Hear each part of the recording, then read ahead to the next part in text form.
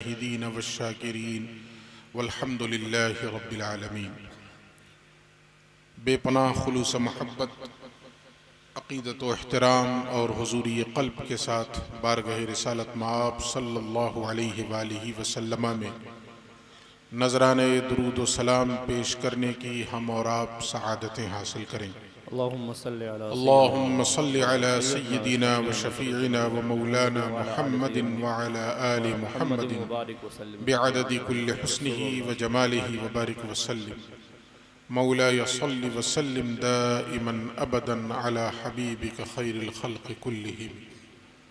अस्सलातु वस्सलामु अलैका या रसूलल्लाह व अला आलिका व अस्हाबिका या सय्यदी या हबीबल्लाह सल्लल्लाहु तआला अलैहि वसल्लम। किसी इलाके में एक इंतहाई बुजुर्ग आलिम दीन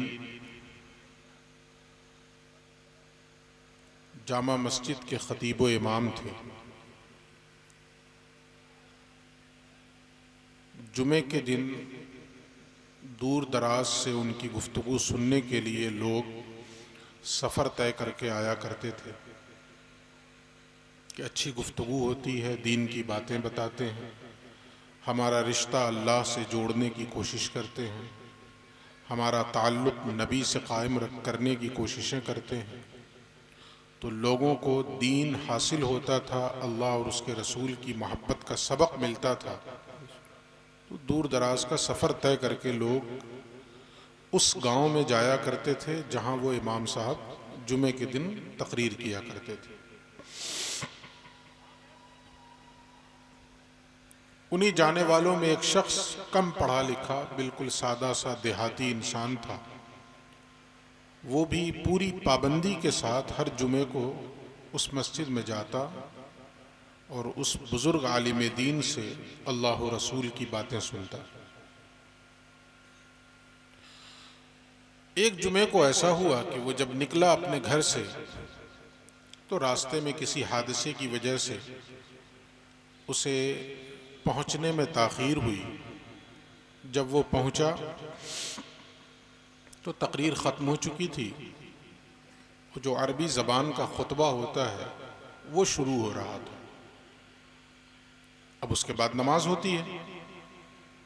खैर वो नमाज में शामिल हुआ। वो शख्स, नमाज मुकम्मल हुई, लोग इमाम साहब से मुलाकात किया करते थे, मामूल था हर जुमे का। वो भी पहुंचा मुलाकात की गरज से। तो जैसे ही मुसाफा किया इसकी आंखों में आंसू आ गया। तो उस आलिम दीन ने पूछा कि क्यों रो रहे हो, रोने की वजह क्या है? तो उस शख्स ने कहा कि हुजूर, मैं पूरा एक हफ्ता इंतज़ार करता हूँ और बड़े शौक़ और बड़े जज्बे के साथ अपने घर से जुमे के दिन निकलता हूँ कि आपसे दीन की बातें सुनूंगा, अल्लाह व रसूल से अपने ताल्लुक़ को मजबूत बनाऊंगा।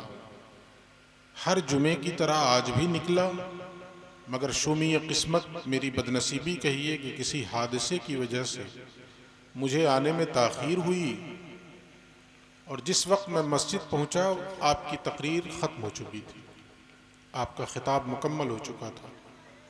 तो एक हफ्ते के इंतज़ार के बाद जो गुफ्तगू सुनने का मौका मिलता था, आज मैं उससे महरूम रह गया। इस महरूमी की वजह से मेरी आंखों में आंसू आ गए। तो उन्होंने कहा, अच्छा इस बात पर रो रहे हो तुम, बैठो सामने। सामने बिठाया और फिर मिंबर पे खड़े हुए और वो पूरी तकरीर जो उन्होंने जुमा से पहले सैकड़ों नमाजियों के सामने की थी, नमाज जुमा के बाद एक इंसान के सामने उन्होंने वही तकरीर फिर से दोहराई। बेशक बेशक, सुभान अल्लाह, सुभान अल्लाह, सुभान अल्लाह। जब तकरीर मुकम्मल कर ली इन्होंने तो कहा कि जो तकरीर मैंने पहले की थी वही तकरीर मैंने दोबारा तुम्हें सुना दी। क्या बात। अब तो खुश हो ना? ये और रोने लगा, फूट फूट के रोने लगा। उस बुजुर्ग आलिम दीन ने पूछा कि अब क्यों रोते हो? पहली मर्तबा तो रोना समझ में आता है कि सुन नहीं सके थे, दीन की बातें सुनने से महरूम रह गए थे, इस वजह से रो रहे थे। अब क्यों रो रहे? तो उसने जवाब दिया कि अब इस वजह से रो रहा हूं कि मुझ एक देहाती गांव के मामूली इंसान की खातिर आप जैसा इतना बड़ा बुजुर्ग आलिम दीन उस तकरीर को दोबारा कर रहा है। ओए, वाह, तो उन्होंने कहा नहीं नहीं, तुम्हारी वजह से नहीं कर रहा हूं दोबारा तकरीर, जिस रब की रजा के लिए मैंने सैकड़ों के सामने तकरीर की थी उसी रब की रजा के लिए तुम्हारे सामने कर रहा हूं। आय हाय हाय हाय आय हाय हाय, बेशक, सुभान अल्लाह, सुभान अल्लाह। समझ में आया इस वाक़े को सुनाने का मकसद? आप में से 10-20 लोग और भी चले जाइएगा, तकरीर तो मैं पूरी करूंगा। हाय हाय हाय, क्या बात है, बेशक, 2-4 लोग भी रहेंगे फिर भी पूरी करूंगा इंशाअल्लाह। क्या बात है, वाह।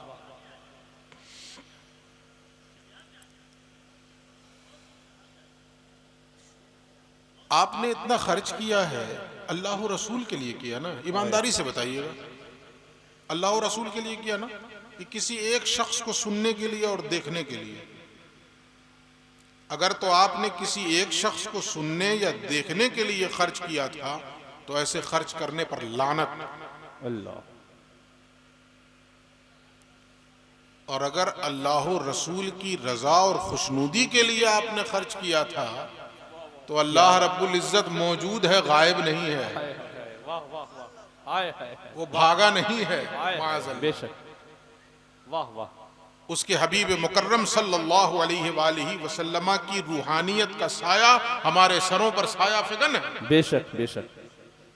किसी के पास दिल की आंखें हों तो वो देखे। हाय हाय हाय।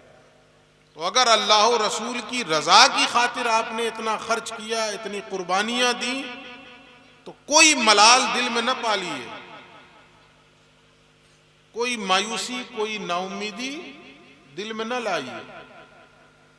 अल्लाह और रसूल की रजा के लिए आपने खर्च किया है। कुरान की आयत है, ला अस्अलुकुम अलैहि अजरा, मैं तुमसे इस बात पर कोई अजर नहीं मांगता हूं। इन अजरिया इल्ला अल्लाह, दूसरे मकाम पे कहा गया मेरा अजर तो अल्लाह के यहां महफूज है। हाय हाय हाय, बेशक बेशक। मोमिन कभी हारता नहीं है। मोमिन की शान यह है कि चित भी उसकी, पट भी उसकी। वाह।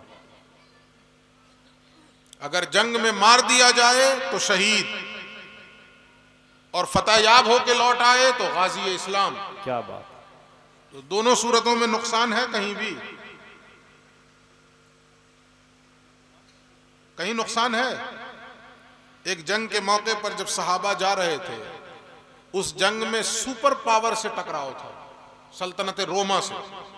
जैसे आज अमेरिका दादा बना हुआ है दुनिया का ना, उस जमाने में सल्तनत रोमा सुपर पावर दुनिया की, उससे टकराव था मुसलमानों का। एक तो सुपर पावर से टकराव, और ऊपर से मुसलमानों की हालत इंतहाई खस्ता, इंतहाई तंगी के अय्याम चल रहे थे, इंतहाई उसरत की हालत में जिंदगी गुजर रही थी। तो ताना मारा लोगों ने कि कहां जा रहे हो, सब के सब मारे जाओगे, सुपर पावर से टकराव है। और अगर बच भी गए तो जो तुम्हारी मईशत का दारो मदार है वो खजूरों पर है। तुम साल भर खजूरें उगाते हो और फिर जब उसको उतारने का मौका आता है तो उसे उतार कर मार्केट में फरोख्त करते हो, तो फिर तुम्हारी अगले साल की जिंदगी गुजरती है। और ये खजूर के उतारने का वक्त है। अगर वक्त से खजूरें दरख्तों से नहीं उतारी गई तो बर्बाद हो जाएंगी। आप भी आम के मौसम में अगर वक्त से आम नहीं उतारिएगा और छोड़ दीजिएगा तो आम सड़ जाएगा कि नहीं सड़ जाएगा दरख्त। तो चुनांचे वो खजूरों के उतारने का मौका था और उस आलम में जंग का बिगुल बज गया। तो मुनाफिकों ने, मुशरिकों ने, यहूदो नसारा ने ताने मारना शुरू किया, ये कहां जा रहे हो, मारे जाओगे सब। और अगर बच भी गए तो जियोगे कैसे, इसलिए कि तुम्हारी मईशत तबाह हो जाएगी। खजूरें वक्त से उतरेंगी नहीं तो खाओगे क्या फिर। इन्हीं को बेचकर तो अपनी जिंदगी की जरूरत के सामान लाते हो और मुहैया करते हो। मारे गए तो इसमें नुकसान, बच गए तो मईशत तबाह। इस पर अल्लाह ने क्या कहा जवाब देने के लिए अहले ईमान से, कुल हल तुरब्बिसून बिना इल्ला इहदयल हुस्नयैन। बेशक बेशक। अल्लाह ने कहा कहो इन बदबख्तों से कि तुम हमारे बारे में दो हसीन चीजों में से किसी एक का गुमान कर रहे हो। हमारे बारे में दो खूबसूरत चीजों में से किसी एक का गुमान कर रहे हो। तुम्हारा गुमान दो ही है ना, कि या तो हम मारे जाएंगे और अगर बच के आ गए तो हमारी मईशत तबाह होगी, हमारी फसल तबाह हो जाएगी। अल्लाह कहता है इन बदबख्तों को बताओ कि ये दोनों हसीन हैं। क्या बात, वाह वाह वाह। इसलिए कि अगर मोमिन मारा गया तो शहादत है मतलूब मकसूद मोमिन, न माले गनीमत न किश्वर कुशाई, और अगर मोमिन बच के आ गया तो गाजी इस्लाम के खिताब से मुशर्रफ हो जाए। सुभान अल्लाह, सुभान अल्लाह। नारे तकबीर, नारे रिसालत।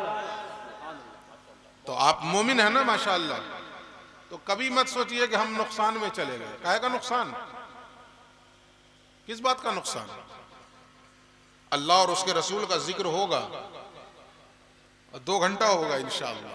सुभान अल्लाह। आप लोग दुआ कीजिए, मुझे हिम्मत दे अल्लाह, बोलूंगा इंशाअल्लाह, आपको सुनाऊंगा दीन की बातें। और फिर उसके बाद शकील आरफी साहब भी सुनाएंगे, अफजल इलाहाबादी साहब भी सुनाएंगे, और फिर शजर साहब भी रास्ते में है ना, हाँ, तो वो भी सुनाएंगे इंशाअल्लाह। तो इसलिए परेशान ना हो, बिल्कुल दिल जमई के साथ बैठें, सुकून और इत्मीनान के साथ बैठें, तो मोमिन का कभी नुकसान नहीं होता है। वो जो कहा जाता है चित भी मेरी पट भी मेरी, तो यही तो मौका है। अल्लाह के लिए कोई काम कीजिए, उसमें चित भी आपकी पट भी आपकी, दोनों हालतों में आपका फायदा ही फायदा, अगर अल्लाह के लिए किया जाए। अगर अल्लाह और रसूल की रजा और खुशनूदी के लिए किया जाए वो काम, तो काम हो या ना हो, दोनों सूरतों में चित भी उसी की पट भी उसी की। और आसानी से समझाऊं आपको, चलिए और आसानी से समझ जाइए। 5-6 लाख रुपए खर्च करके एक आदमी हज करके आता है ना, तब होता है हाजी साहब, होता है ना जी। और एक आदमी ने फॉर्म भरा, इरादा किया कि जाऊंगा, निकला इसी इरादे से, सफर शुरू किया, लखनऊ भी नहीं पहुंचा था फ्लाइट पकड़ने के लिए कि रास्ते में मर गया। वो हाजी साहब हुए कि नहीं? पूछिए उलमा से। कल कयामत के दिन जब उन्हें उठाया जाएगा तो हाजियों के जुमरे में उठाया जाएगा। क्या बात, वाह। हाजियों की सफ में उठाया जाएगा। क्यों? नियतुल मुमिन खैरुम मिन अमलिही। पैगंबर फरमाते हैं मोमिन की नीयत उसके अमल से ज्यादा बेहतर है। वो नीयत कर चुका था कि अल्लाह के घर का हज करने जा रहा हूं, अब वो नहीं पहुंच पाया तो अपनी कोशिशों से तो नहीं गया, ऐसा तो नहीं है। वो अल्लाह की मशीयत थी, मर गया, मौत आ गई, अल्लाह की मशीयत से मौत आई है। अल्लाह रब्बुल इज्जत करीम है, उसके नामे अमाल में हाजी लिख दिया। क्या बात है, बेशक, सुभान अल्लाह। अब समझ में आ गया ना? तो नुकसान कहीं नहीं है आपका। और कोई अगर ये वसवसा डाले तो उसके कान में सूरह फलक और सूरह नास पढ़ के दम कर दे। क्या हुआ? मिन शर्रिल वसवासिल खन्नास अल्लज़ी युवस्विसु फी सुदूरिन नास मिनल जिन्नति वन नास। दोनों से, जिन्नात से भी और ऐसे इंसानों से भी।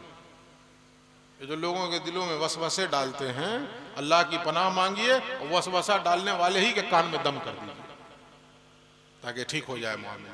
दुरूद शरीफ पढ़िए। अल्लाहुम्मा सल्ली अला अल्लाहुम्मा सल्लि व सल्लिम व बारिक अला सय्यिदिना व मौलाना मुहम्मद व अला आलि सय्यिदिना व मौलाना मुहम्मदिन बिअददि कुल्लि हुस्निही व जमालिही व बारिक वसल्लम। 2 मकामात से मैंने कुरान हकीम की तिलावत की। उन्हीं दोनों मकामात की रोशनी में आपसे कुछ बातें अर्ज करूंगा। अल्लाह फरमाता है इन्नमा वलियुकुमुल्लाह, ए मोमिनो यकीनन तुम सबका वली अल्लाह है। बेशक। व रसूलुहु, और सिर्फ अल्लाह ही तुम्हारा वली नहीं है, उसका रसूल भी तुम्हारा वली है। सुभान अल्लाह। बेशक। वल्लज़ीना आमनू, और सिर्फ अल्लाह और उसका रसूल ही तुम्हारा वली नहीं है, बल्कि कुछ मोमिनीन भी तुम्हारे वली हैं। सब नहीं, यहां कंडीशनल है। अल्लाह और रसूल मुतलक तुम्हारे वली, लेकिन बाज मोमिनीन भी तुम्हारे वली हैं। अब वो कौन से मोमिनीन वली हैं वो आगे आए। तो इतनी चीज तो क्लियर हो गई ना, अल्लाह भी वली है, उसका रसूल भी वली है, और हम ही में से कुछ मोमिन ऐसे हैं जिन्हें अल्लाह ने कहा है कि वो भी अहले ईमान के वली हैं। बेशक बेशक, इतनी बात समझ में आ गई। अच्छा, वली का माना क्या होता है? दोस्त, सरपरस्त, निगहबान, निगरां, आका, मौला, ये सारे मानी है वली।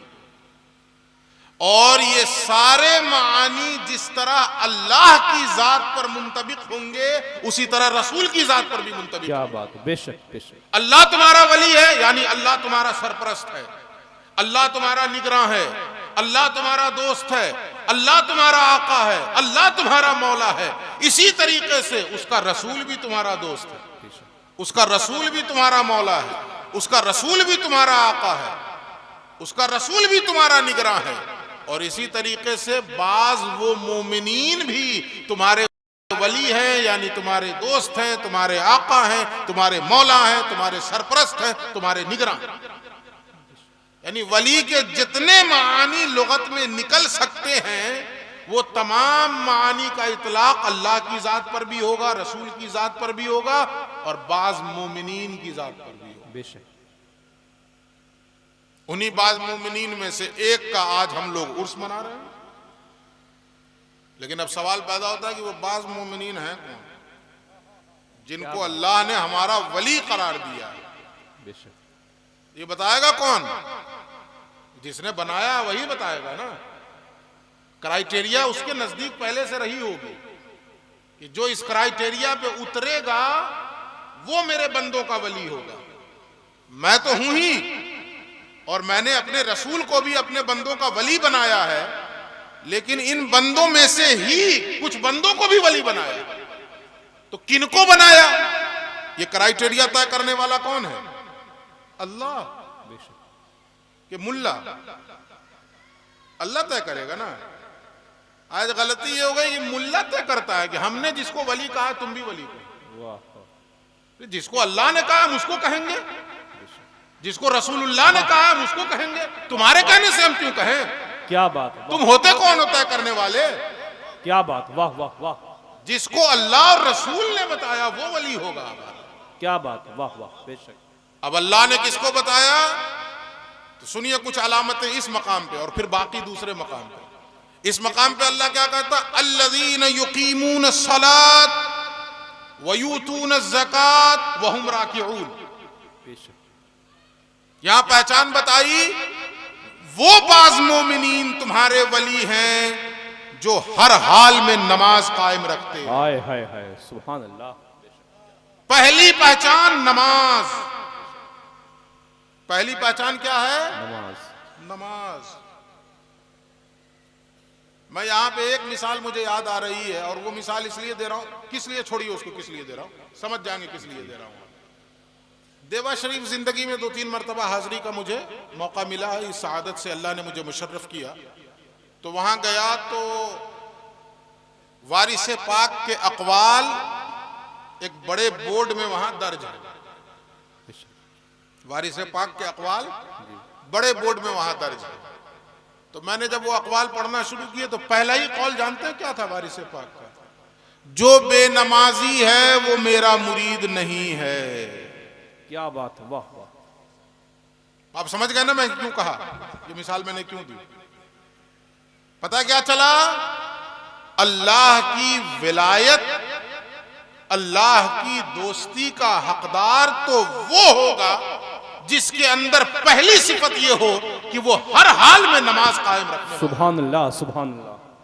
किसी भी हाल में नमाज जाया ना होने पाए।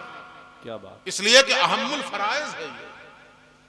पैगंबर फरमाते हैं जुइलत कुर्रतु ऐनी फिस सलात, नमाज में मेरी आंखों की ठंडक बनाई। क्या बात, वाह। नमाज में मेरी आंखों की ठंडक बनाई। तो और कोई मेयार मत कायम कीजिए अपने ज़हनो दिमाग के अंदर कि वो अल्लाह का वली होगा और वो अल्लाह का वली होगा ना। पहली चीज जो देखने की है वो क्या? नमाज।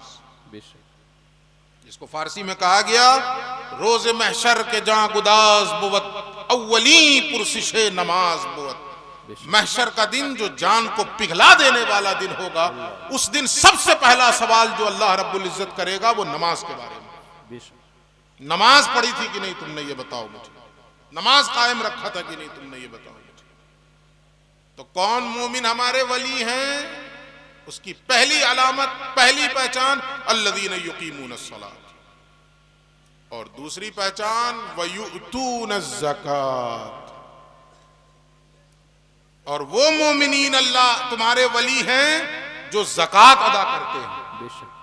अब यहां पे दो पहचान बताई, जो नमाज कायम रखते हैं और बोलिए ज़कात देते हैं। तो बज़ाहिर ऐसा लग रहा है कि दुइये पहचान है, लेकिन इसकी जरा गहराई में उतरिए। नमाज क्या है? अल्लाह का हक। नमाज क्या है? अल्लाह का हक है ना। नमाज अगर नहीं पढ़िएगा तो हुकूकुल्लाह में गिरफ्तार होइएगा कि हुकूकुल इबाद में? हुकूकुल्लाह में। हुकूकुल इबाद में गिरफ्तार नहीं होंगे, है ना। आ गए माशाअल्लाह। अभी आपको मैंने जिक्र किया था कि रास्ते में आ गए ना। अब क्या सोचना है? सुभान अल्लाह। हो गया, ट्रायंगुलर बन गया है। शकील साहब हैं, अफजल साहब हैं और शजर साहब हैं। पढ़ेंगे इंशाअल्लाह खूब जमा करके। जितनी देर तक आप सुनना चाहेंगे उतनी देर तक इंशाअल्लाह सुनाएंगे। तो ये दो पहचान हुई ना। नमाज कायम रखते हैं, गौर से सुनिए, और ज़कात अदा करते हैं। तो बज़ाहिर ऐसा लगता है कि ये दो ही अलामतें हैं, लेकिन इसकी गहराई में उतरिए। नमाज से अल्लाह का हक अदा होता है और ज़कात से अल्लाह के बंदों का हक अदा होता है। ज़कात से किसका हक अदा होता है? अल्लाह के बंदों का। ज़कात आप अल्लाह को देते हैं, हैं? मस्जिद में ज़कात का पैसा लगेगा? बोलिए नहीं। क्यों? इसलिए कि ज़कात बंदों का हक है, मस्जिद में नहीं दे सकते आप। ये अलग बात है कि आजकल मौलवी साहब दाएं बाएं करके हीला शरी हो गया है, लगा लो खुद देखा जाओ। आजकल इसमें भी दाएं बाएं चल रहा है। मसला बता देते, हीला शरी करने के बाद मस्जिदों में लगा सकते हैं, तो खुद देखा जाओ ना। काहे को मस्जिद में लगा? गोरख धंधा बना के रखना। तो ज़कात से किसका हक अदा होगा? बंदों का, अल्लाह की मखलूक का। जहां ज़कात का हुक्म दिया पैगंबर ने, वहां एक जुमला इरशाद फरमाया, और बड़ा मानाखेज जुमला है। इस ज़कात के निज़ाम का मकसद क्या है? तो अल्लाह के नबी फरमाते हैं, तूख़ज़ु मिन अग़नियाइहिम व तुरद्दु इला फ़ुक़राइहिम। इस उम्मत के मालदारों से लिया जाएगा और उम्मत के गरीबों पे खर्च कर दिया जाएगा। क्या बात, वाह वाह। निज़ाम ज़कात का मकसद क्या है? उम्मत के अमीरों से लो और गरीबों को दो, ताकि बैलेंस बने, मुआशरे में बैलेंस बने। ऐसा ना हो कि एक आदमी के दस्तरखान पे सोना और चांदी पड़ा हो और दूसरे के दस्तरखान पे सूखी रोटी भी नहीं है। ये बैलेंस बनाना है ज़कात के निज़ाम से। मुंबई में पहली मर्तबा गया तो बिदक गया मुझे ऐसा लगा यार मुंबई रहने की जगह ही नहीं। एक आदमी का बाथरूम इतना बड़ा है कि वो नाच नाच के उसमें नहाए तब भी कोई फर्क नहीं पड़ेगा, और दूसरी तीन तीन फैमिली जो है वो मुर्गी के डबरे में जिंदगी गुजार रही है। तीन तीन फैमिली देखा कि नहीं देखा आप लोगों ने? 10 बाई 8 का रूम है, उसमें तीन तीन फैमिली है। वो एक बाप माँ है तो अलग एक पर्दा टांग दिया, फिर उसके बाद बेटवा का बिया हुआ तो एक पर्दा और टंगा दिया, फिर बेटी का हुआ तो बेटी दामाद एक पर्दा और टंगा दिया। ऐसे कबूतर का डबरा हो, वो मुर्गी का जो है डबरा हो, वो उसमें वो तीन तीन फैमिली जिंदगी गुजार रही, और दूसरे आदमी का बाथरूम उसके मकान से बड़ा। इस्लाम इसका मुखालिफ है। समाज में ये इम्बैलेंस नहीं होना चाहिए। ज़कात के निज़ाम का मकसद ही यही है कि मुआशरा इम्बैलेंस का शिकार ना हो, बल्कि मुआशरे में बैलेंस कायम रहे। ठीक है, कोई बहुत अच्छा खा रहा है मगर कोई भूखा भी न रहे, 2 वक्त की रोटी उसे भी मैसर रहे। यह है ज़कात के निज़ाम का मकसद।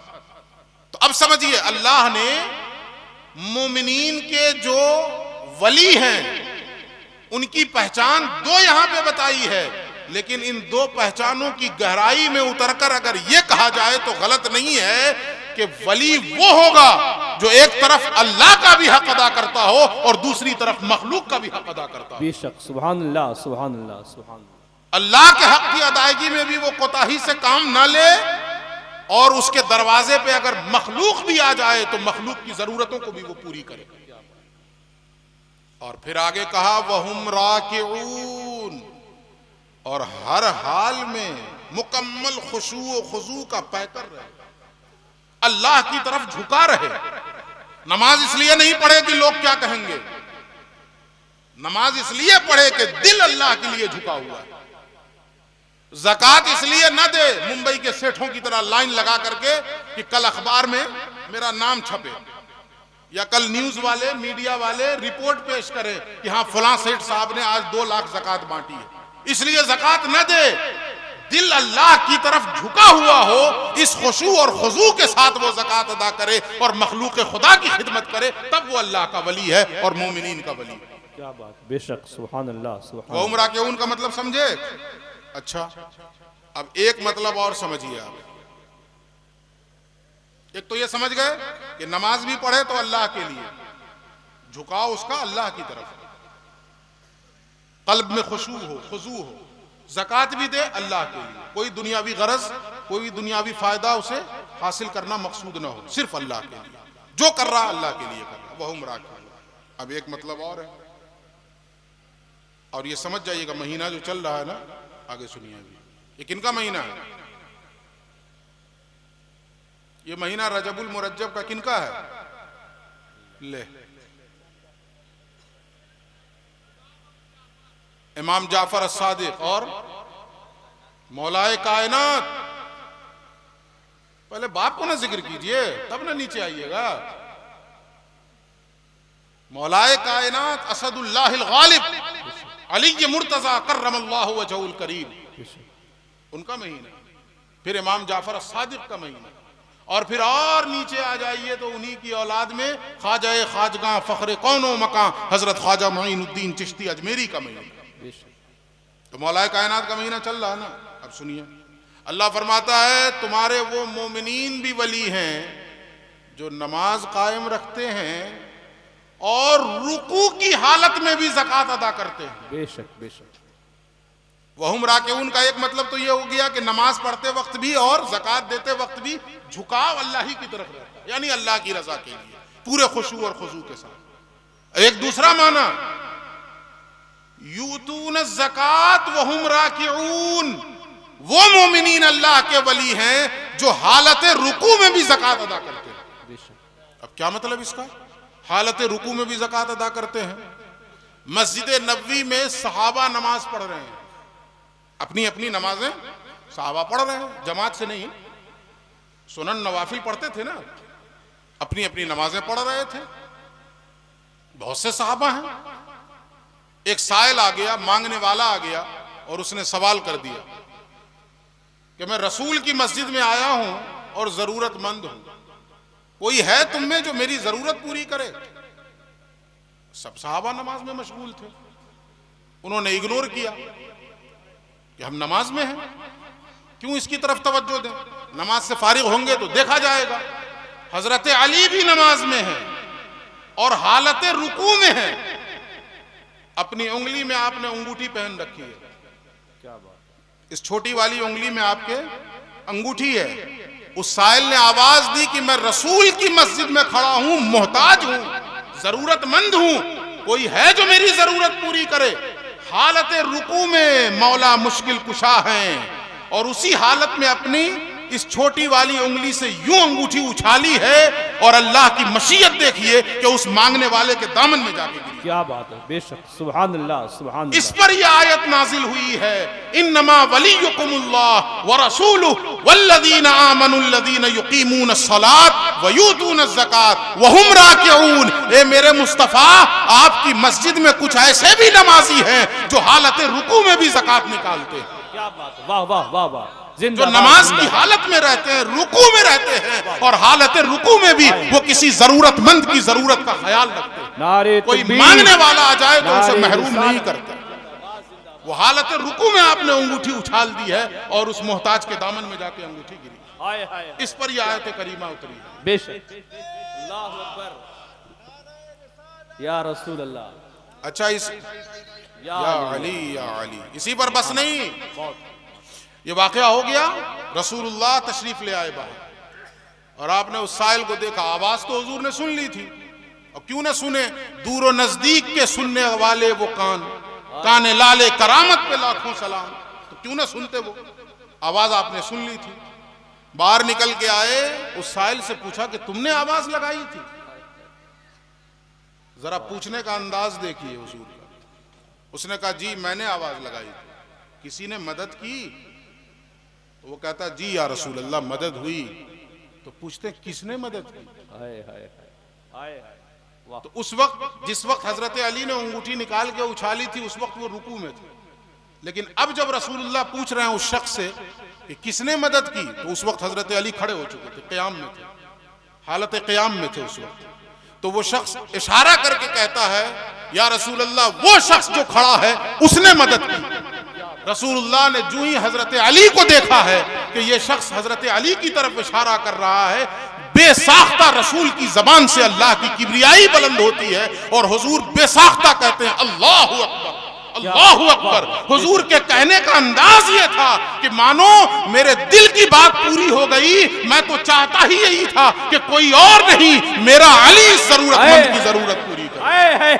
आए है जिंदाबाद जिंदाबाद, नारे तकबीर, नारे रिसालत, नारे हैदरी, जिंदाबाद जिंदाबाद जिंदाबाद। माशाल्लाह, बहुत वाह वाह। उनसे बढ़ के कौन वली है? अल्लाह रसूल के बाद जब मोमिनीन का नंबर आएगा, और मोमिनीन में जब वली चुनने की बारी आ गई, तो उनसे बढ़ के कौन वली है? बेशक। और अगर नहीं मानते हो तो अपने अपने शजरे फाड़ के आग लगाओ। अल्लाह। जिस शजरे में जाते हो, मौला अली और मौला अली के बाद रसूलुल्लाह, उसको आग लगाओ। या इलाही रहम फरमा मुस्तफा के वास्ते, या रसूल अल्लाह करम कीजिए खुदा के वास्ते, मुश्किलें हल कर शहे मुश्किल कुशा के वास्ते। इस मकाम विलायत में कौन है अली से बढ़कर? इन्नमा वलियुकुमुल्लाह व रसूलुहु वल्लज़ीना आमनू।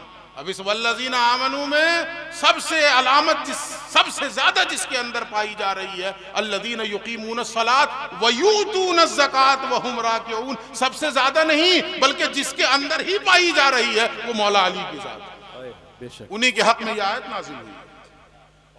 क्या बात।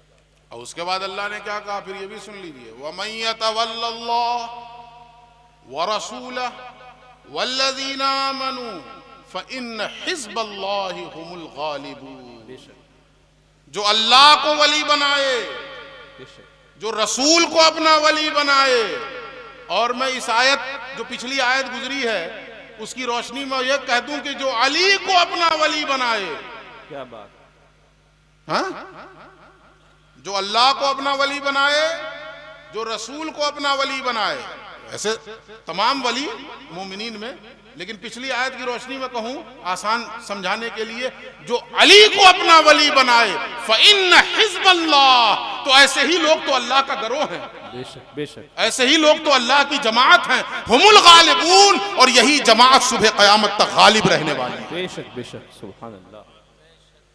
जो मगलूब हो रहे हो, कहीं देखो कुछ गड़बड़ तो नहीं कर रहे हो बीच में। गालिब होना है, इस तरतीब पे आओ। तो अलामत समझ में आई? जो नमाज कायम रखते हैं और ज़कात देते हैं, हालत रुकू में भी, उस आलम में भी आपने जरूरतमंदों की जरूरतें पूरी कर दी। अब आइए दूसरे मकाम पे, वहां भी कुछ अलामतें बयान की गई हैं। इन अलामतों को गौर से सुनिए। हम लोगों ने अजीब समझ लिया है, विलायत का मेयार हमारे नजदीक कुछ और हो गया। हमारे नजदीक विलायत, मैं अक्सर व बेशतर कहता हूं, चूंकि हम लोग जब छोटे छोटे थे ना, तो नाम नहीं बताऊंगा, हमारे इलाके में एक बुजुर्ग आए, तो मैं नहीं जा सका था, लेकिन मेरे भाई लोग गए, उनसे मिल के आए। तो हमसे जो बड़े वाले भाई थे, उन्होंने कहा यार बहुत बड़े वली। तो बचपना था, हिफ्ज शुरू कर चुके थे, तो हमने पूछा कैसे समझे कि बहुत बड़े वली हैं। भाई क्यूरियसी पैदा हुई ना कि जाने आखिर ये कैसे पहचान गया ये। मामूली बात तो नहीं है वली को पहचानना। कहा गया औलियाई तहत कबाई, मेरे औलिया मेरी कबाए कुदरत के नीचे रहते हैं, मेरे सिवा उन्हें कोई पहचान नहीं सकता। ये कैसे पहचान गया हमारे भाई बा? हमने पूछा कि कैसे समझे? तुम अल्लाह के वली हैं, वो बड़े वली, सिर्फ वली नहीं बड़े वली। तो बताया कि जब मुसाफा किए ना तो हाथ बड़ा मुलायम था। जब मुसाफा किए तो हाथ बड़ा मुलायम था, बड़ा नरम था। हमने कहा तो उस वक्त हमको भी लगा हो सकता है भाई। यह है विलायत का मेयार। एक सहाबी हैं जिनके लकड़ी चीरने की वजह से जिनके हाथ फट गए हैं और खुरदुरे भी हो गए। देखा नहीं आप लोगों ने, जो आदमी सख्त काम करता है उसके हाथ खुरदुरे हो जाते हैं कि नहीं, फट भी जाते हैं। जो किसान खेतों में ज्यादा काम करता है उसकी एड़ियां भी फट जाती हैं। होता है कि नहीं होता ऐसे? एक सहाबी थे, उनके हाथ ऐसे ही थे खुरदुरे और फटे फटे, ऐसा लगता है कि खून निकल आएगा। लगता है ना देखने में खून निकल आएगा। रसूलुल्लाह की नजर पड़ी उनके हाथ पे, तो हुजूर ने करीब बुलाया, पूछा क्या करते हो तुम? तो उन्होंने कहा या रसूलल्लाह मैं लकड़ियां चीरता हूँ। हुजूर फरमाते हैं मेरा ये सहाबी हलाल रिज़्क खाता है। और एक रिवायत में है कि आपने उनके हाथों को बोसा दिया, सुभान अल्लाह, उनके हाथों को चूमा। वाह वाह। वो वली नहीं थे जिनके हाथ फटे हुए थे, वो वली नहीं थे। सोचें आप। अच्छा, और मेयार क्या है? बहुत गोरे होंगे, बहुत खूबसूरत होंगे तो मतलब वली। ये सब मेयार हमने बना रखे हैं। हजरत बिलाल वो वली नहीं है? बताएं आप। ये मेराज का भी महीना चल रहा है ना, मेराज का भी महीना है ना, इसी महीने की 27वीं की शब मेराज है। मेराज से जब वापस आए हैं रसूलुल्लाह, तो हजरत बिलाल को बुला के पूछते हैं कि बिलाल कौन सा अमल करते हो, जरा मुझे भी तो बताओ, मैं जन्नत में तुम्हारे कदमों की आहट सुन के आ रहा हूं। सुभान अल्लाह, सुभान अल्लाह।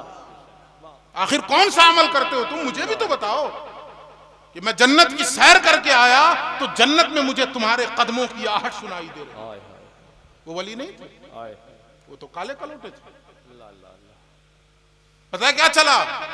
हमने विलायत का मेयार खुद साख्ता तौर पे कुछ और बना रखा। अल्लाह ने जो अलामतें बताई हैं उसको सुनिए। आगे अल्लाह कहता है एक दूसरे मकाम पे, क़द अफ़लहल मुमिनून अल्लज़ीना हुम फ़ी सलातिहिम ख़ाशिऊन।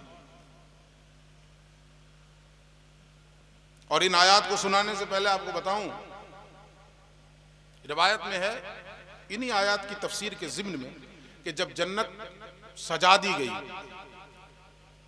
संवार दी गई, बिल्कुल तैयार कर दिया गया जन्नत को, तो अल्लाह रब्बुल इज्जत ने जन्नत से पूछा कि कैसे मकीन चाहिए तुम्हें? तुम्हें तो मैंने सजा दिया, संवार दिया, हर ज़ेबाइश से और आराइश से तुम्हें तैयार कर दिया। अब तुम ही बताओ तुम्हें अपने अंदर किस तरह के लोग चाहिए, मकीन कैसे चाहिए? ये जन्नत से पूछा जा रहा है। जब अल्लाह रब्बुल इज्जत ने जन्नत से पूछा कि तुम बताओ तुम्हें कैसे मकीन चाहिए, तो जन्नत ने इन आयतों की तिलावत की कि परवरदिगार मुझे ये सिफात वाले मोमिन चाहिए, मैं उन्हीं को अपने अंदर रखना चाहती हूं। पता क्या चला? आप नहीं तय कीजिएगा कि हम जाएंगे तो हम जाएंगे, जन्नत पहले तय कर चुकी है कि हमको ऐसे लोग चाहिए। यहां अपने से तय किए बैठे। हाँ, अच्छा ये भी अगर तय कर लें कि चलो भाई हम सब लोग अल्लाह के फजल से चले जाएंगे, तो ना ना मैं चला जाऊंगा, तुम सब तो रह जाओगे। इन्ना लिल्लाहि व इन्ना इलैहि। अल्लाह ने जन्नत कितनी बड़ी बनाई है, कितनी बड़ी है जन्नत, पता है? नहीं पता। कुरान कहता है वसारिउ इला मग़फ़िरतिन मिन रब्बिकुम व जन्नतिन अर्दुहस समावातु वल अर्द। बेशक दौड़ो अपने रब की तरफ। किस लिए दौड़ो? अपने रब की मगफिरत हासिल करने के लिए और उस जन्नत को हासिल करने के लिए जिसकी चौड़ाई जमीन और आसमान के बराबर है। बेशक। चौड़ाई जमीन और आसमान के बराबर है। लंबाई ज्यादा होती है कि चौड़ाई? अपने अपने पर देखिए ना, लंबाई ज्यादा है कि चौड़ाई? अगर किसी की चौड़ाई ज्यादा हो जाए, लंबाई कम, तो नमूना हो जाएगा। अगर ऐसा कोई आपके सोसाइटी में, मुआशरे में दिख जाए जिसकी लंबाई कम चौड़ाई ज्यादा है, तो लोग देखने के लिए जमा हो जाएंगे उसको। वो तो टिकट लगा सकता है अपने जियारत की। ऐसे नहीं देखने दूंगा, 100-100 रुपए टिकट लगेगा। हाँ, बड़का वली हो जाएगा वो। होगा कि नहीं? होता लंबाई ज्यादा होती है ना। यहां क्या कह रहा है कुरान? उस जन्नत को हासिल करने के लिए दौड़ो जिसकी चौड़ाई जमीन और आसमान के बराबर है। क्या बात है, वाह। अब सोचिए लंबाई कैसी होगी और कितनी होगी। जन्नत में कितने दरवाजे हैं? नहीं पता? 8 दरवाजे। कितने दरवाजे हैं? 8 दरवाजे। दरवाजा बड़ा होता है कि घर? भाई घर ना बड़ा होता है, ये दरवाजे में बड़ा होता है। घर बड़ा होता है। वो किसी ने लतीफे के तौर पे ये चीज उड़ा दी है। चिरकिन का नाम सुना आपने? कि चिरकिन एक शायर था जो सारी जिंदगी लोगों को हंसाता था। उड़ा दिया लोगों ने कि मरने के बाद भी हंसाता है। तो कैसे भाई? तो बोले जहां उसकी कब्र है ना, उसके सामने एक बड़ा सा दरवाजा है, उसमें बड़ा सा ताला है और बाकी 3 तरफ कुछ है ही नहीं, कोई दीवार भी नहीं, बस खाली सामने एक दरवाजा खड़ा है, उसमें बड़ा सा ताला लगा है, साइड से भी खाली, इधर से भी खाली, उधर से भी खाली। यानी मरने के बाद भी कोई उसकी कब्र पे जाए तो हंसे। ऐसा तो आपका घर नहीं होगा। घर बड़ा होगा, दरवाजा घर के बनिस्बत छोटा होगा। तो जन्नत में कितने दरवाजे हैं? 8। एक दरवाजा कितना बड़ा है अंदाजा लगाइए इससे कि जो चौड़ाई है ना दरवाजे की, एक तो ऐसे होती है लंबाई और एक चौड़ाई। एक दरवाजे की चौड़ाई के बारे में रसूलुल्लाह फरमाते हैं कि कोई इंसान तेज रफ्तार सवारी से, पैदल नहीं, तेज रफ्तार सवारी से, उस जमाने में जो भी तेज रफ्तार सवारी हो, अरबी घोड़े या ऊंट, तेज रफ्तार सवारी से जन्नत के एक दरवाजे के एक कोने से दूसरे कोने तक अगर पहुंचना चाहे तो उसे 70 साल लग जाएंगे। वाह अल्लाह, क्या बात, वाह वाह। कितने साल लग जाएंगे उसे? 70 साल। इस तरह के कितने दरवाजे हैं? 8। अब सोचिए आप खाली कि जन्नत कितनी बड़ी होगी। किसके लिए बनाई है अल्लाह ने? 3 ठो मौलवी साहब के लिए? सोचिए। अरे क्या हुआ भाई? हाँ? अरे ससुर कहेंगे। बताइए, इन लोगों का ठंडी नहीं लगती है, लोग आयरन बॉडी है, अजीब हाल। इसी से अंदाजा लगाना कि जन्नत कितनी बड़ी होगी। एक दरवाजे की चौड़ाई का ये आलम है कि एक किनारे से दूसरे किनारे तक जाना चाहे इंसान तो तेज रफ्तार सवारी से कितने साल लगेंगे? 70 साल। हम लोगों ने इतना महदूद कर लिया, ईवी जहन्नमी, ईवी जहन्नमी, ईवी जहन्नमी, ईवी जहन्नमी, खाली हम ही जन्नत। अरे बौखल आदमी, तो तुम्हारा जन्नतों में दिल नहीं लगेगा।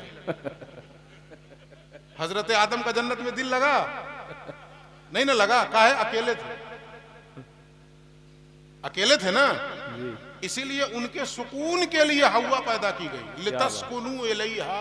वाह वाह। इसलिए कुरान ने कहा व मिन आयातिही अन खलक़ लकुम मिन अनफुसिकुम अज़वाजन लितस्कुनू इलैहा। अल्लाह की निशानियों में से एक निशानी ये भी है कि उसने तुम्ही में से तुम्हारा जोड़ा पैदा किया ताकि उससे तुम्हें सुकून हासिल हो। क्या बात, वाह। तुम अकेले रहोगे तो वहां मर जाओगे। जन्नतों में क्या करोगे अकेले रह के? सोचने की चीज है। हमारे एक उस्ताद, उन्होंने बड़ी अच्छी बात कही। बोले इस वक्त जानते हैं मुसलमानों की सबसे बड़ी गलती क्या है? जानना चाहिएगा आप लोग, हैं? मुसलमानों की सबसे बड़ी गलती, अब वो कोई मदरसे के उस्ताद नहीं, यूनिवर्सिटी के, कोई मौलाना नहीं, प्रोफेसर, जिनको हम लोग दुनियादार समझते हैं। उन्होंने बड़ी अच्छी बात कही कि सबसे बड़ी कमी और सबसे बड़ी गलती मुसलमानों की ये है कि जो काम खुद करना चाहिए वो काम अल्लाह के जिम्मे दे दिया है, और जो काम अल्लाह का होना चाहिए वो काम खुद कर रहे हैं।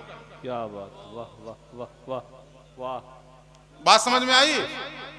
जन्नत और जहन्नम का फैसला करने वाली जात किसकी है? अल्लाह की। अल्लाह की है ना। हर दिन सूरह फातिहा में पढ़ते हैं कि नहीं, अल्हम्दुलिल्लाहि रब्बिल आलमीन अर्रहमानिर रहीम, उसके बाद मैं भूल गया, बताइए ना, मालिकी यौमिद्दीन। इस मालिकी यौमिद्दीन का मतलब क्या हुआ? शुरू से पढ़िए। तमाम तारीफें उस अल्लाह के लिए हैं जो सारे जहान का पालने वाला है, जो रहमान है, रहीम है, और जो हिसाबो किताब के दिन का मालिक है। हिसाबो किताब के दिन का मालिक है मतलब यानी जिस दिन हिसाबो किताब होगा तन्हा वही मालिक होगा, वो तय करेगा कि किसे जन्नत में डालना है और किसे जहन्नम में डालना है। बेशक। तो मौली साहब को चाहिए कि इस आयत के टुकड़े को न पढ़ा करें कि हम तो खुद फैसला कर चुके हैं। उस दिन काहे को जन्नत जहन्नम का फैसला होगा? हम तो कर चुके हैं, ये जन्नती है और ये जहन्नमी है। इन्ना लिल्लाहि व इन्ना इलैहि राजिऊन। इतनी बड़ी जन्नत अल्लाह ने बनाई है, अपने बंदों ही के लिए न बनाई है, हैं? और खुद कुरान कहता है, ये किसी मौलवी साहब की बात नहीं, कुरान कहता है इन्नल्लाह ला यग़फ़िरु अन युशरक बिही व यग़फ़िरु मा दून ज़ालिक। अल्लाह सिर्फ उसकी मग़फ़िरत नहीं फरमाएगा जो उसके साथ शिर्क करे। शिर्क के अलावा किसी ने कितना भी बड़ा गुनाह किया होगा, कुरान कहता है, अल्लाह कहता है व यग़फ़िरु मा दून ज़ालिक, अल्लाह शिर्क के अलावा हर गुनाह को माफ कर देगा। क्या बात, वाह वाह वाह वाह। बेशक बेशक। ये मुल्ला का बस चले तो जन्नते को खाली छोड़ दे। तो जन्नत से अल्लाह ने पूछा कि तुम्हें सजा दिया गया, संवार दिया गया, वहीं पलट आइए, यहीं से बात शुरू हुई थी ना। तो कैसे लोग चाहिए, कैसे मकीन चाहिए? तो जन्नत ने इन आयतों की तिलावत कि हमें ऐसे लोग चाहिए। अब वो कैसे लोग हैं तो जरा सुनिए। क़द अफ़लहल मुमिनून अल्लज़ीना हुम फ़ी सलातिहिम ख़ाशिऊन। वो मोमिनीन कामयाब हैं, या उस आयत से जोड़िए तो वो मोमिनीन अल्लाह के दोस्त हैं और मोमिनीन के भी दोस्त हैं जो अपनी नमाजों में खुशू व खुजू रखते हैं। उठक बैठक नहीं करते, खाली एक्सरसाइज नहीं करते हैं, कि डॉक्टर ने बता दिया है कि दिन भर में 25 मरतबा ऐसे ऐसे उठोगे बैठोगे ना पेट अंदर चला जाएगा, तो सोचिन कि योगा करने से अच्छा नमाजें पढ़ लेते हैं, तो वो कामयाब होगा। ऐसी नमाज पढ़ने वाला बोलिए होगा कामयाब। जब तक खुशू व खुजू ना हो। उसको दूसरी मिसाल से लीजिए। अक्सर व बेशतर हमारे मुर्शिद गिरामी इस मिसाल से समझाते हैं कि आप में से कोई सोया रात में, और सोया रह गया, बहुत थका था, जलसा में दिन भर मेहनत किया था, रातों में जगा रह गया। अब सोया 3 बजे भोर में, सीधे उठा 4 बजे शाम में। किसी से पूछा कितना टाइम हो रहा है? बोले 4 बज गया जी। बोले मगरिब में कितना वक्त बचा है? बोले 1 घंटा तो बचा है। चलो अल्लाह का फजल है, आज का रोजा हो गया, 1 घंटा और गुजार लेते हैं, हो जाएगा रोजा। बोलिए, जबकि भूखा तो रहा ना, वो प्यासा तो रहा ना। रोजे में आप भी तो यही करते हैं ना कि सुबह सादिक से लेकर गुरूब आफ्ताब तक खाने पीने और जिमा से अपने आप को रोक के रखते हैं। उसने भी तो यही किया, खाने पीने से रोका, जिमा से रोका, तो हुआ कि नहीं उसका रोजा? बोलिए, हुआ? नहीं हुआ। क्यों? कल्ब में उसके ये इरादा था ही नहीं, दिल में उसके ये नियत थी ही नहीं। ऐसे ही अगर किसी और इरादे से एक्सरसाइज के लिए नमाज पढ़ रहा है या लोगों की वजह से नमाज पढ़ रहा है कि हम तो मौलवी साहब हैं, नमाज नहीं पढ़ेंगे तो लोग क्या कहेंगे कि रात में तकरीर कर रहे थे, सुबह में नमाजों नहीं पढ़े, तो ऐसी नमाज पढ़ने वाला कामयाब नहीं है। अल्लज़ीना हुम फी सलातिहिम खाशिऊन, जिनकी नमाजों में खुशू व खुजू हो, वो कामयाब। बेशक, सुभान अल्लाह। महज अल्लाह के लिए। बल्कि पैगंबर ने तो इतनी सख्त बात इरशाद फरमाई, हुजूर फरमाते मन सल्ला युराई फक़द अशरक, जिसने दिखावे के लिए नमाज पढ़ी वो मुशरिक हो गया। ये किसका फतवा है? ये किसने कहा? मुहम्मदुर रसूलुल्लाह सल्लल्लाहु अलैहि वसल्लम। ये फतवा याद है? काहे नहीं चिपकाते हो इस फतवे को हर जगह? तो यहाँ मतलब निकालते और दूसरे फतवा में मतलब नहीं निकले। दूसरे फतवा में मतलब निकाल दिया जाए तो ची बजबी हो जाओ, परेशान हो जाओ। और नबी के फतवे में मतलब निकालो, इसका मतलब ये इतने महान हो। हुजूर फरमाते हैं जिसने दिखावे की नमाज पढ़ी वो मुशरिक हो गया, और आगे फरमाते हैं जिसने दिखावे का रोजा रखा वो मुशरिक हो गया, जिसने दिखावे के लिए सदका और खैरात किया वो मुशरिक हो गया। क्यों? नमाज, रोजा, सदका और खैरात ये इबादत है कि नहीं? बोलिए, इबादत है ना? नमाज इबादत है, रोजा इबादत है, सदका और खैरात इबादत है। अक्का पढ़ के आए नमाजे में इय्याका नअबुदु, इसका मतलब क्या है?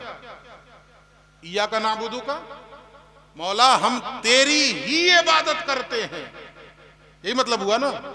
हम तेरी इबादत करते हैं नहीं, बल्कि हम तेरी ही इबादत करते हैं। और अगर इसलिए नमाज पढ़ रहे हैं कि मस्जिद के सेक्रेटरी साहब भी देखें कि मैं बहुत बड़ा नमाजी हूं, मोहल्ले के मुखिया जी भी देखें कि मैं बहुत बड़ा रोजेदार हूं, और पूरा इलाका जान जाए कि मैं बहुत चैरिटी करता हूं, बहुत सदका करता हूं, बहुत खैरात करता हूं, अगर इसलिए ये इबादतें की जा रही हैं तो ये अल्लाह ही के लिए इबादत हुई या किसी और के लिए भी हुई? किसी और के लिए भी हुई कि नहीं? इसी का नाम तो शिर्क है। और किसको कहते हैं शिर्क? एक अमल अल्लाह के लिए भी किया जाए और गैरुल्लाह के लिए भी किया जाए, यही शिर्क। इसलिए हुजूर फरमाते हैं जिसने दिखावे की नमाज पढ़ी वो मुशरिक हो गया, जिसने दिखावे का रोजा रखा वो मुशरिक हो गया, जिसने दिखावे का सदका और खैरात किया वो मुशरिक हो गया। तो कौन से मोमिन कामयाब हैं? जो अपनी नमाजों में खुशू खुजू रखते हैं। रिवायत में आता है कि जब ये आयत नाजिल हुई, सहाबा कहते हैं कि इस आयत के नाजिल होने से पहले, तवज्जो से सुनिए इस बात को, इस आयत के नाजिल होने से पहले ऐसा होता था कि हम लोग हालत नमाज में अपनी निगाह कभी कभी आसमान की तरफ उठा देते थे। नमाज पढ़ते हुए कभी कभी हम लोगों की निगाहें आसमान की तरफ उठ जाती थीं। जब से ये आयत उतरी है हम लोगों की हालत ये हो गई है कि अब वजूद में भी कोई हरकत नहीं होती दौरान नमाज, और जब नमाज पढ़ते हैं तो निगाह सजदागाह पे रहती है। हम लोगों का हाल क्या? वो कहते हैं कि वजूद में भी हरकत नहीं होती। हम लोग जो नमाज पढ़ते हैं बड़ी मुश्किल से तो 2 रकात पढ़ते हैं जुमा में, बहुत मुश्किल से 2 रकात पढ़ते हैं, और उसमें भी इधर मच्छर, इधर मक्खी, ये खुजली, वो खुजली, और कहीं छिपकली गिर जाए अगर पूरी मस्जिद खाली हो जाए, सब भाग जाएंगे निकल के। ये हम लोगों की नमाजों का हाल है। इस नमाज में खुशू है, इस नमाज में खुशू है। मौलाना जामी ने एक बुजुर्ग का वाकया लिखा है, मैं उसको जरा सा अपने अल्फाज में बयान करने की कोशिश करूंगा कि वो लोगों की नजरों के सामने नमाज नहीं पढ़ते। तो लोगों ने कहा भाई आप नमाज पढ़िए, नमाज पढ़िए। तो जब ज्यादा जिद किया तो कहा ठीक है पढ़ूंगा मगर सूरह फातिहा नहीं पढ़ूंगा। फिर लोगों ने कहा कि एक ऐसी नमाज होगी जिसमें सूरह फातिहा नहीं पढ़िएगा, पढ़ना तो पड़ेगा। तो उन्होंने कहा ठीक है पढ़ूंगा मगर मालिक यौमिद्दीन तक पढ़ूंगा, उससे आगे नहीं पढ़ूंगा। मालिक यौमिद्दीन खड़े हो गए नमाज के लिए, शुरू किया अल्हम्दुलिल्लाह रब्बिल आलमीन अर्रहमानिर रहीम मालिक यौमिद्दीन, रुक गए, खड़े हैं। अब पीछे से लोगों ने लुक़मा देना शुरू कर दिया, इय्याका नअबुदु इय्याका नअबुदु इय्याका नअबुदु। जब बार बार पीछे से लुक़मा दिया गया तो एक कपकपी तारी हुई उनके वजूद में, और जिस्म के हर रेशे से, हर बुने मुंह से खून उबल पड़ा और गश खा के जमीन पर गिर गए। गशी तारी हुई और हर रेशे से खून उबल गया। जो बाल है ना, जितने बाल में भी तो सुराख है ना, बालों की जड़ों से खून उबल गया और गश खाकर जमीन पर गिरे। होश में लाए गए, पूछा गया कि माजरा क्या है? तो फरमाते हैं, तवज्जो से सुनिए, फरमाते हैं ये मुझसे नहीं हो सकता कि उस जात की बारगाह में खड़े होकर, जो जात दिलों के भेद को जानती है, जो अलीमुम बिजाती सुदूर है, दिलों के अहवाल से बाखबर है, ऐन उसकी बारगाह में खड़े होकर मैं झूठ बोलूं इय्याका नअबुदु, मौला हम तेरी ही इबादत करते हैं, जबकि हालत ये होती है कि उस वक्त भी हमारा दिल खेत में होता है। दुनियादारी में होता है। हम झूठ नहीं बोल रहे होते हैं नमाज में। ऐन नमाज की हालत में हम कहते हैं या का नाबुदो, हम तेरी ही इबादत करते हैं। ईमानदारी से बताइए, उस वक्त भी दुकान घूमती रहती है कि नहीं? खेत खलियान घूमता रहता है कि नहीं? किससे कितना लेना है चल रहा है ज़हनो दिमाग के अंदर, और नमाज पढ़ रहा है। ये नमाज है। इकबाल कहते हैं, जो मैं सर बसजदा कभी हुआ तो जमीन से आने लगी सदा, तेरा दिल तो है सनम आशना, तुझे क्या मिलेगा नमाज। ये नमाज है, इसको नमाज कहते हैं। और वो कौन थे जिनकी ये हालत थी? नाम है उनका अहमद माशूक तूसी, और मकाम क्या है उनका अल्लाह की बारगाह में। मौलाना जामी लिखते हैं, कल क़यामत के दिन सिद्दीकीन की जमात ये आरजू करेगी कि काश के दुनिया में हम मिट्टी होते और अहमद माशूक हम पर से गुजर गया होता। क्या बात है। तो नमाज नमाज की तरह पढ़ी जाए। हैं? अल्लाह की बारगाह में खड़े होइए तो किस अंदाज में खड़े होइए। एक शेर है कलीम आजिज साहब का, गरचे उन्होंने नात के लिए कहा है, लेकिन मैं जरा सा यहाँ बारगाह खुदा के लिए आपको समझाने के लिए, तकरीब फहम के लिए शेर पढ़ रहा हूँ कि आपके सामने जिस हाल से हम आए।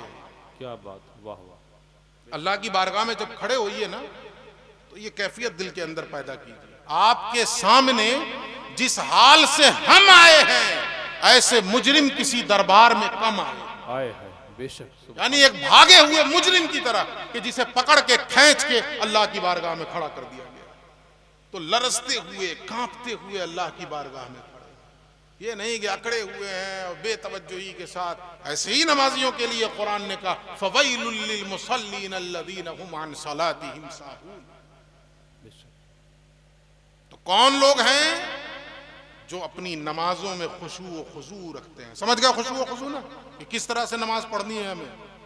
इंसान भूल जाए दुनिया व माफिया को, मेरी हस्ती भी मिटा दे तेरे सदक़े ऐ दोस्त, यानी अब मैं न रहूं सिर्फ तेरी याद रहे। वाह वाह वाह, बेशक। यानी अब मैं न रहूं सिर्फ तेरी याद रहे।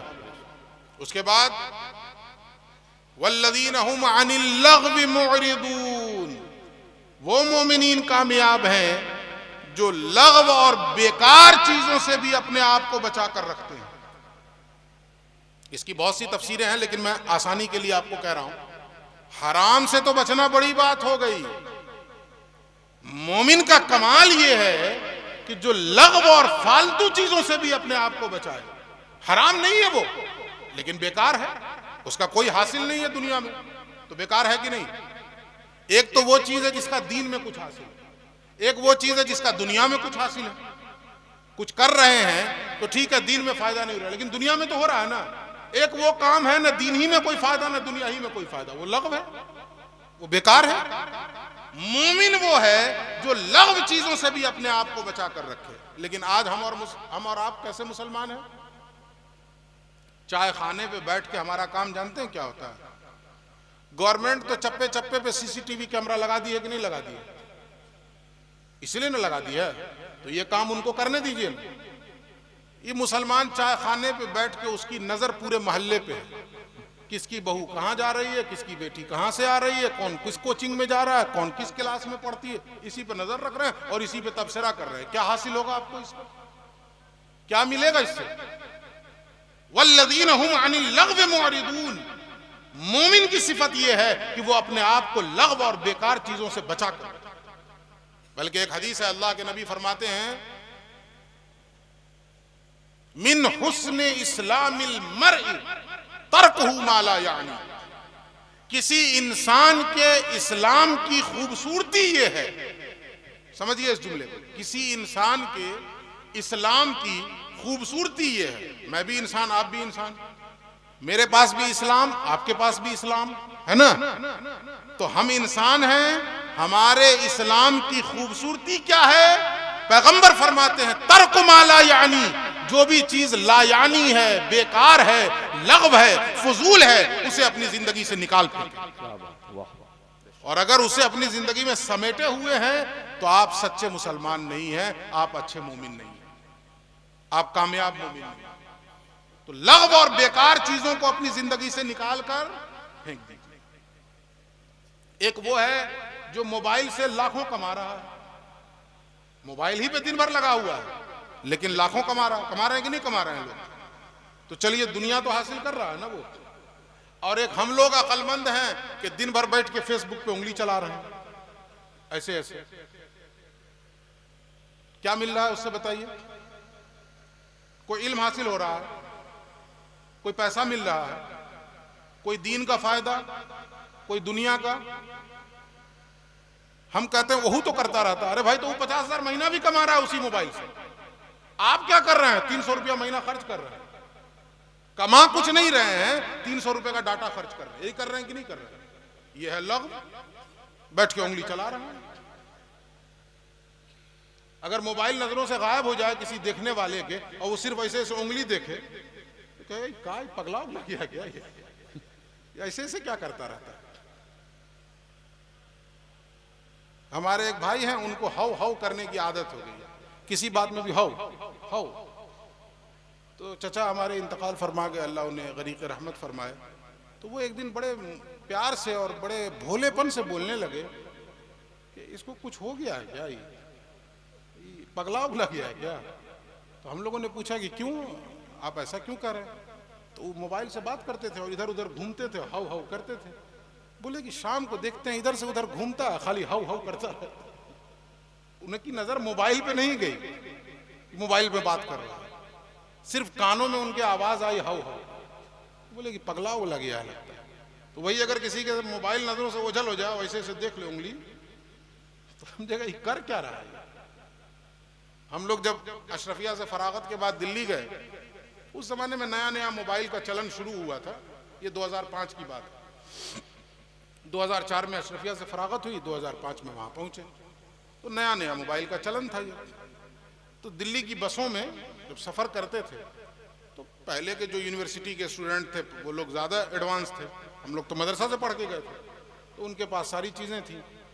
आज के जमाने में तो ये तो आम हो गया, बिल्कुल सिंपल हो गया। अब उस जमाने में ये माइक्रोफोन जो होता है ना, वो तार वाला, क्या बोलते हैं उसको, एयरफोन, हाँ एयरफोन, एयरफोन कान वाला, इधर तार लगाइए मोबाइल में, उधर कान में लगाइए, ये होता था ना पहले। अब तो वो खत्म हो गया, अब तो ब्लूटूथ के जरिए कनेक्ट कीजिए और इतना बड़ा कान में लगाए रहिए और सुनते रहिए। तो उस जमाने में वो चलता था एयरफोन। तो मोबाइल वो जींस की जेब में रखता था, पता चलता नहीं था, ऐसे अपना पूरा तार जो है वो शर्ट के अंदर से है, और ठंडी का मौसम में मफलर वो लपेटा है, और कान में जो है वो लिए हुआ है। अब बस में खड़ा है और कंटिन्यू ऐसे ऐसे हिल रहा है, तो हम लोग की नजर पड़ती थी, लगता था कि कुछ खसक गया, लगता है ये हिल क्यों रहा है, मुसलसल देखे 15 मिनट से हिल ही रहा है ऐसे ऐसे। वो बाद में पता चला कि वो तो गाना सुन रहा है, वो मोबाइलवा में गाना सुन रहा है, वो गाने पे थिरक रहा है, गाने पे हिल रहा है। तो ऐसे ही अगर कोई देख ले आजकल, और ये खराबियां, यानी आप सोचें एक बीमारी की शक्ल बन चुकी है।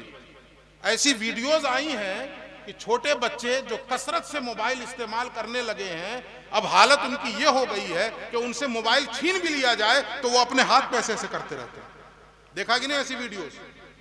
देख लीजिएगा जाकर कि छोटे बच्चे अगर ज्यादा मोबाइल यूज करें तो क्या खराबियां आ रही हैं, वो यूं यूं मोबाइल पे कर रहे हैं। खैर, तो कुरान क्या कहता है, वल्लदीना हुम अनिल लग़्व मुअरिदून। एक कामयाब मोमिन कौन है? जो लग़्व और बुरी चीजों से अपने आप को बचा कर रखे। बेशक बेशक बचाएंगे ना अपनी जिंदगी में इन लग़वियात से अपने आप को। वो काम कीजिए, तरजीह उसको दीजिए जिसमें दीन का फायदा हो, आखिरत का फायदा, या अलल अक़ल अला सबील तनज़्ज़ुल वो काम कीजिए जिसमें कम से कम दुनिया का फायदा हो। वो काम मत कीजिए जिसमें न दीन का फायदा हो न दुनिया का फायदा।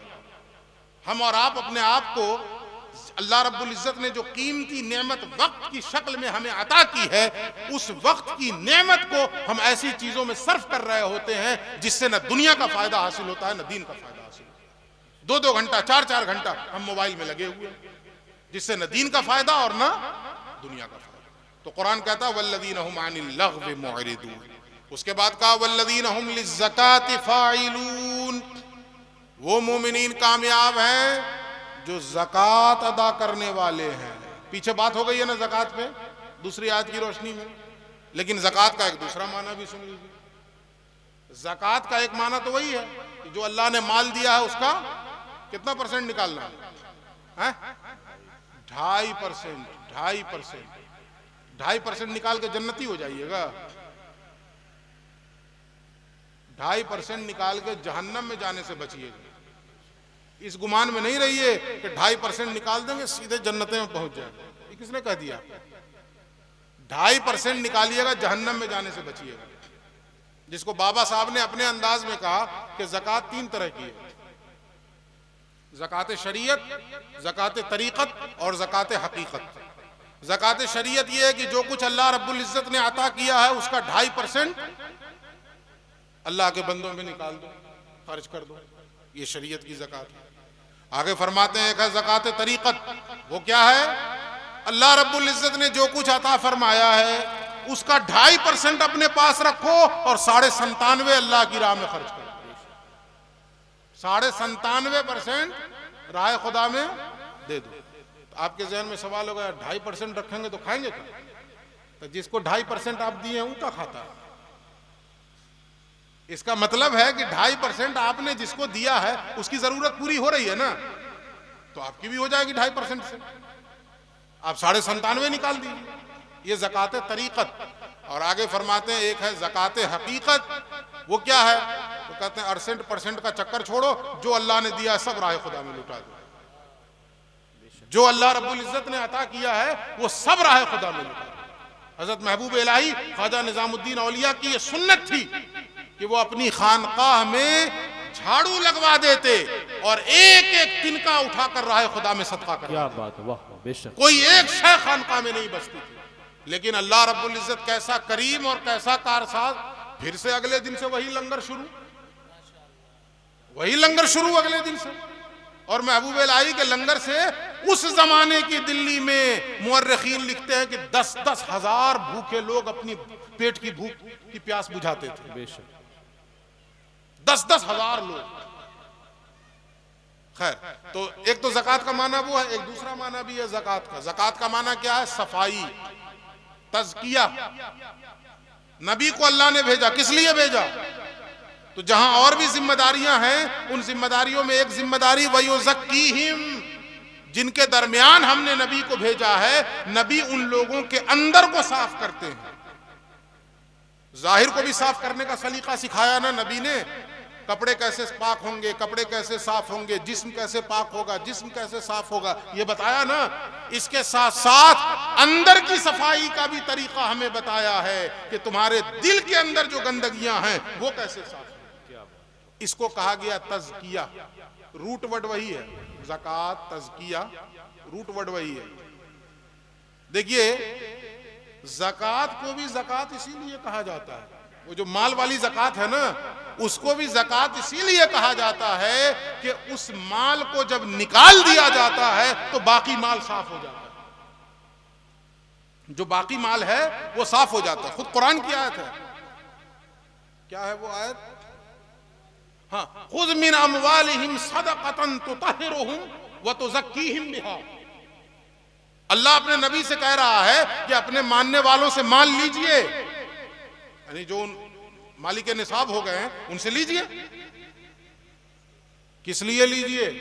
तो तहिरुहुम व तुज़क्कीहुम बिहा, ताकि उस माल को लेने की वजह से उन्हें पाक कर दिया जाए और उन्हें सुथरा कर दिया।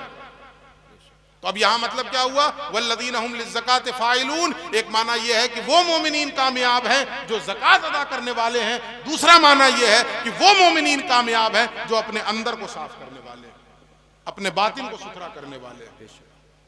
उसके बाद वल्लज़ीना हुम लिफ़ुरूजिहिम हाफ़िज़ून। बहुत तवज्जो से सुनेंगे इस आयत को। वो मोमिनीन कामयाब हैं जो अपनी शर्मगाहों की हिफाजत करने वाले हैं। शर्मगाहों की हिफाजत। देखिए, इस्लाम की खूबसूरती क्या है? शर्मगाह है, सबके पास है, उसकी हिफाजत का भी हुक्म दिया। लेकिन ऐसा नहीं है कि मुकम्मल बंदिश लगा दी। जैसे कि दूसरे मज़ाहिब में एक तसव्वुर है। दूसरे मज़ाहिब में तसव्वुर क्या है?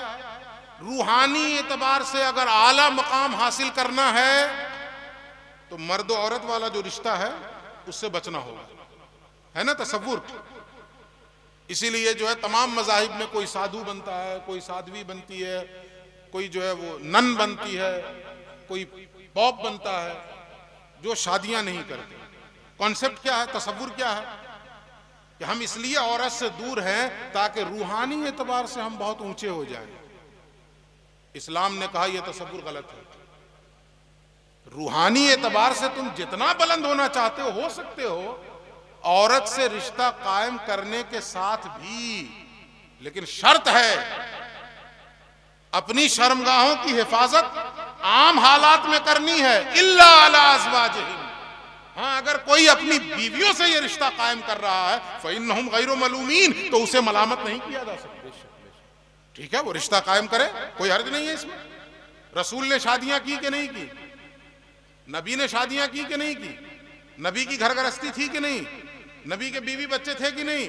और रूहानी एतबार से मोहम्मदुर रसूलुल्लाह से ज्यादा बुलंद कौन हो सकता है? सुबह क़यामत तक कोई हो सकता है? तो यह तसव्वुर गलत है, जिसके नतीजे में होता क्या है कि अगरचे प्रचार ये रहता है कि ना ना हम तो एकदम पवित्र हैं और साफ सुथरे हैं, अब बाद में जो है 75 केस लद करके जेल में सड़ रहे होते हैं। मैं इशारे की जबान में बोल रहा हूं। इस्लाम ने एक तरफ बंदिश लगाई कि गलत इस्तेमाल नहीं होना चाहिए, और दूसरी तरफ रास्ता खोला, शादी करो, निकाह करो, उसके बाद रिश्ता कायम करो, कोई अर्ज नहीं है।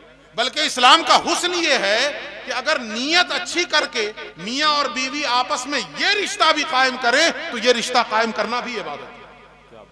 अगर नीयत अच्छी करनी, वैसे हिफाजत करनी, नाजायज गलत जगह पे इस शर्मगाह का इस्तेमाल नहीं होना चाहिए। अल्लाह के नबी ने एक हदीस में फरमाया कि सहाबा को मुखातब करके कि तुम मुझे दो चीजों की जमानत दो, मैं तुम्हें जन्नत की जमानत देता हूं। सुभान अल्लाह, सुभान अल्लाह। दो चीजों की गारंटी दो कि इसका गलत इस्तेमाल नहीं करोगे, मैं जन्नत तुम्हारे नाम करता हूं। पूछने वालों ने पूछा, रसूल अल्लाह वो दो चीजें क्या हैं? तो हुजूर का अंदाज देखिए, कितने बलीग अंदाज में समझाया रसूलुल्लाह ने। फरमाया, एक वो जो तुम्हारी दो गालों के दरमियान है, यानी गालों के दरमियान क्या है? जबान। इन दोनों गालों के दरमियान है ना जबान। आप कहिएगा दांत भी तो है, दांत एक किट है, दांत तो बहुत है, जबान। तो हुजूर ने फरमाया, एक वो जो तुम्हारे दो गालों के दरमियान है, इसकी जमानत दो कि इसका गलत इस्तेमाल नहीं करोगे। और दूसरी वो चीज जो तुम्हारी दो रानों के दरमियान है, यानी शर्मगाह, इसकी जमानत दो कि इसका गलत इस्तेमाल नहीं करोगे। इन दो चीजों की जमानत दो, मैं जन्नत तुम्हारे नाम करूंगा। बेशक, सुभान अल्लाह, सुभान अल्लाह। आज के जमाने में इन्हीं दोनों ने तो खेल बिगाड़ा है, या तो जबान का गलत इस्तेमाल या शर्मगाह का गलत इस्तेमाल। या तो हम अपनी जबान ऐसी रखते हैं कि सुबह से शाम तक दूसरों को गालियां देना, बुरा भला कहना, तकलीफें पहुंचाना, अजियत देना, ये हो गया कि नहीं हो गया है? गालियां दे रहे हैं कि नहीं दे रहे हैं? दूसरों को तकलीफें पहुंचा रहे हैं कि नहीं पहुंचा रहे? और दूसरे शर्मगाह का गलत इस्तेमाल। उसके बाद अल्लाह फरमाता है, बीच में एक आयत है उसको छोड़ता हूं, वल्लज़ीना हुम लिअमानातिहिम, चूंकि इसी से मुताल्लिक थी शर्मगाह वाली बात से, इसलिए उसको छोड़ रहा हूं। आगे अल्लाह ने कहा, वल्लज़ीना हुम लिअमानातिहिम व अहदिहिम राऊन। वो मोमिनीन कामयाब हैं जो अमानतों का पासो लिहाज रखते हैं और अहदो पैमान का पासो लिहाज रखते हैं। खास तौर पे सुनिए इस चीज को, अहदो पैमान, वादा किया तो हर हाल में उसे पूरा करेंगे, हकीकत में वो मोमिन। बल्कि हुजूर ने तो फरमाया, मुनाफिक की तीन पहचान।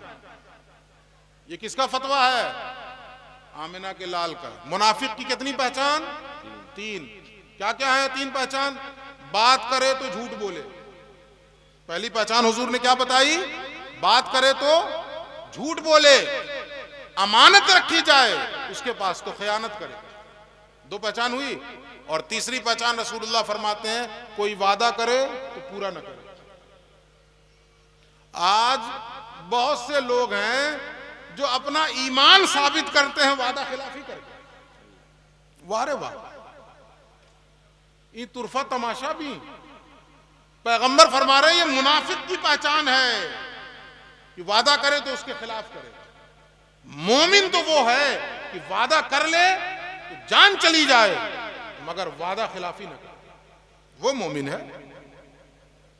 इसी को कुरान ने कहा वल्लज़ीना हुम लिअमानातिहिम व अहदिहिम राऊन।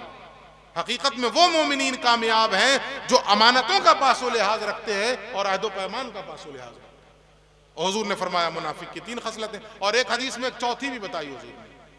यहां तो 3 बताई ना कि बात करे तो झूठ बोले, अमानत रखी जाए खयानत करे, वादा करे तो उसके खिलाफ करे, और एक दूसरी रिवायत में चौथी पहचान बताई कि झगड़ा हो जाए तो गाली बके, झगड़ा हो जाए तो गाली बके। ये किसकी पहचान है? मुनाफिक की। झगड़ा हो जाए तो गाली बके। हम तो 2 जूता आगे निकल गए, गालिये से झगड़ा शुरू करते हैं। झगड़ा हुआ का है तो गाली की वजह से। हुजूर ने तो कहा कि झगड़ा हो तो गाली बके। ये मुनाफिक की खसलत है। और आज क्या हो गया, मुंबई में रहने लगे हैं ना, दिल्ली में रहने लगे हैं ना, इस सियारा जैसे गांव से उठ के मुंबई में रहने लगे, 4 पैसे कमाने लगे। तो अब जब वापस गांव में आएंगे तो जब तक बात बात में गाली नहीं निकालेंगे तो लोग समझेंगे कैसे कि मुंबई में रहता है। ये हो गया कि नहीं हो गया? बोलिए। मैं तो वो गालियां दोहरा नहीं सकता अपनी जबान से, आप समझ जाइए। हाँ, वो लोग तो समझ गए, प्रैक्टिकल किए होंगे ना। आजकल हो गया कि नहीं, दिल्ली मुंबई में रहने लगे हैं ना, तो अब बात बात में गाली नहीं निकालेंगे तो पता कैसे चलेगा कि मैं परदेश में रहता हूं, बल्कि विदेश कह दिया जाए, विदेश में रहता हूं। इसलिए कि दिल्ली मुंबई वाले कहते भी हैं कि मुल्क जा रहा हूं, वो ये नहीं कहते हैं गांव जा रहा हूं, मुल्क जा रहा हूं, मतलब गैर मुल्क में रह रहे हो का, जो अब मुल्क जा रहे हो। ये हो रहा है कि नहीं, गालियां बोलने लगे। तो हुजूर ने, अल्लाह ने क्या फरमाया? जो अमानतों का पासो लिहाज रखे और अहदो पैमान का पासो लिहाज रखे। जुमे के खुतबे में भी सुनते हैं और एक हदीस भी है, वो सुन लीजिए आप, और कितनी अहम है हदीस ये। हजरत अनस इब्न मालिक रावी हैं, वो बयान करते हैं कल्लमा खतबना रसूलुल्लाह सल्लल्लाहु अलैहि वसल्लम इल्ला क़ाल। शायद कभी ऐसा हुआ, शायद। और ये कौन है अनस बिन मालिक? जो 10 साल मुसलसल रसूलुल्लाह के खादिम खास बनकर रहे, 10 साल मुसलसल। वो कहते हैं शायद कभी ऐसा हुआ हो कि हुजूर ने खुतबा दिया, तकरीर फरमाई और ये बात न कही। मतलब हुजूर जब भी तकरीर फरमाते थे तो जहां और बहुत सी बातें नसीहत किया करते थे, ये बात तो कहते ही कहते थे। अभी जो आगे वो बात बयान करेंगे। हजरत अनस बिन मालिक कहते हैं कि हुजूर तो ये बात कहते ही कहते थे, कभी ऐसा हुआ कि आपने ये बात ना कही, कभी शायद, वरना हर हाल में आप कहते। वो क्या थी वो बातें? मैं समेट रहा हूं अपनी गुफ्तगू को 2-4 मिनट। वो बातें क्या थी? सुनिए।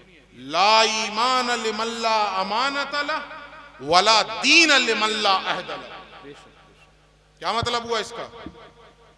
ला ईमान लिमन ला अमानत लह वला दीन लिमन ला अहद लह। पैगंबर फरमाते हैं उस शख्स का कोई ईमान है ही नहीं जो अमानतों का पासो लिहाज नहीं रखता, उसका कोई ईमान नहीं। और आगे फरमाया वला दीन लिमन ला अहद लह, और उस शख्स का कोई दीन भी नहीं है जो अहदो पैमान का पासो लिहाज नहीं रखे। वादा करे उसके खिलाफ करे, अहद करे उसे तोड़ दे, उसका कोई दीन नहीं। हम लोग अपनी उर्दू जबान में बोलते हैं कि नहीं, अरे उसकी क्या बात करना, उसका तो ना कोई दीन है ना कोई ईमान है। बोलते हैं कि नहीं बोलते हैं उर्दू जबान में? उसकी क्या बात कर रहे हो यार, उसका कोई दीन ईमान है? बोलते हैं ना, उसका कोई दीन ईमान है। किसका दीन ईमान नहीं है? हुजूर फरमाते हैं जो अमानतों का पासो लिहाज नहीं रखता है और जो वादा खिलाफी करता है। और आज क्या हो गया, दीन के नाम पे वादा खिलाफी होती है। हम वादा कर लेंगे, आएंगे जलसा में, वादा खिलाफी हो गई, और उसके बाद दीनदार बनते हैं, दीनदार बनने का ढोंग रचाते हैं। ये दीनदारी है? पैगंबर फरमाते हैं उसका कोई दीन है ही नहीं जो अहदो पैमान का पासो लिहाज न रखे, वादा खिलाफी करे। यह आमिना के लाल का फतवा है, मुल्ला का फतवा तुम्हें बहुत अजीज है और रसूलुल्लाह की बात उसको किनारे लगाते हो। उस शख्स का कोई ईमान नहीं जो अमानतों का पास न रखे, और उस शख्स का कोई दीन नहीं जो अहदो पैमान का पासो लिहाज। वाह वाह वाह वाह, बेशक। आखिरी अलामत अल्लाह फरमाता है वल्लदीना हुम अला सलावातिहिम युहाफिजून। वो मोमिनीन कामयाब हैं जो अपनी नमाजों की हिफाजत करने वाले हैं। देखिए, शुरू भी नमाज से और आखिर भी नमाज से, यानी घेर दिया है, ये मेयार है, ये पहचान है, शुरू भी नमाज से और आखिरी अलामत भी नमाज। उसके बाद अल्लाह कहता है उलाइका हुमुल वारिसून, यही लोग तो वारिस हैं। किस चीज के? किस चीज के वारिस हैं? तो अल्लाह कहता अल्लज़ीना यरिसूनल फिरदौस, यही लोग फिरदौस के वारिस होंगे। वाह वाह, बेशक। आज तो हम लोग दुआ करते हैं हर लल्लू कल्लू जुम्मन शुभराती के लिए, या अल्लाह फलां साहब का इंतकाल हो गया है तो उनकी छोटे बड़े गुनाहों को माफ़ फरमा दे और उनको जन्नतुल फिरदौस में आला मुकाम अता फरमा। ये मुंह मसूर की दाल, अरे जन्नत मिल जाए वही बहुत है, लेकिन उसमें भी नहीं, जन्नतुल फिरदौस।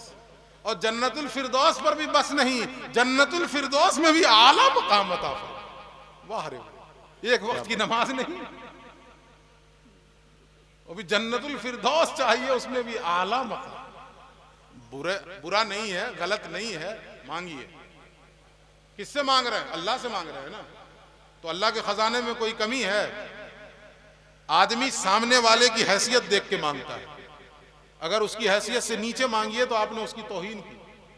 मिसाल के तौर पे आप प्राइम मिनिस्टर से जाइए, मिलिए, और प्राइम मिनिस्टर कहते मांगो क्या मांगते हो, तो आप कहिए एक ठो रिक्शा दिलवा लीजिए।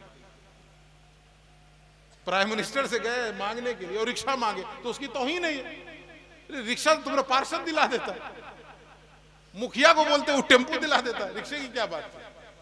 प्राइम मिनिस्टर से मांगने गए हो, शहर मांग लो ना, इलाका मांग लो ना, है? अल्लाह रब्बुल इज्जत से मांग रहे हो तो बड़ी चीज मांगो। हदीस में है जब अल्लाह से मांगो तो फिरदौस मांगो, यह हदीस है। जब अल्लाह से मांगो तो फिरदौस, उसके खजाने में कोई कमी है तो छोटा वाला काहे को मांगना? इसीलिए हम लोग मानते हैं या अल्लाह जन्नतुल फिरदौस में आला मकाम अता फरमा। तो ये जन्नतुल फिरदौस के हकीकी वारिस कौन लोग होंगे? जिनके अंदर ये क्वालिटीज पाई जाएंगी, जिनके अंदर ये सिफात पाई जाएंगी, और यही लोग दर हकीकत मोमिनीन के भी वली हैं और अल्लाह के भी वली। दो तरफा रिश्ता है, मोमिनीन के भी वली हैं और अल्लाह के भी वली हैं। ये चंद बातें थीं जो मैंने आपकी खिदमत में रखी। अल्लाह रब्बुल इज़्ज़त से दुआ है कि अल्लाह रब्बुल इज़्ज़त हम सब को कहने और सुनने से ज़्यादा अमल की तौफीक अता फरमाए। शजर साहब तशरीफ़ ला चुके हैं, इंशाअल्लाहुल अज़ीज़ ये भरपूर आपको सुनाएंगे। और मैं चाहूँगा कि बग़ैर किसी ताख़ीर के, और कोई पढ़ेंगे? बस शजर साहब का नंबर है, बस बग़ैर किसी ताख़ीर के मैं खुद हज़रत का ऐलान कर रहा हूँ। देखिए आलमी शनाख़ा हैं, नेशनल नहीं इंटरनेशनल लेवल पर इनकी शोहरत है। बेशक बेशक। मुल्क और बैरून मुल्क इन्हें बड़े ज़ौक़ के साथ और बड़े शौक़ के साथ लोग सुनते हैं। जिनके अंदर भी नाच सुनने की रमक है, दिलचस्पी है, वो बड़े शौक़ से इनको सुनते हैं। आप हजरात ने इनको बुलाया, खूब सुनिए, खूब नवाजेंगे, खूब पढ़ेंगे, दिल जमी के साथ बैठिए। अल्लाह हम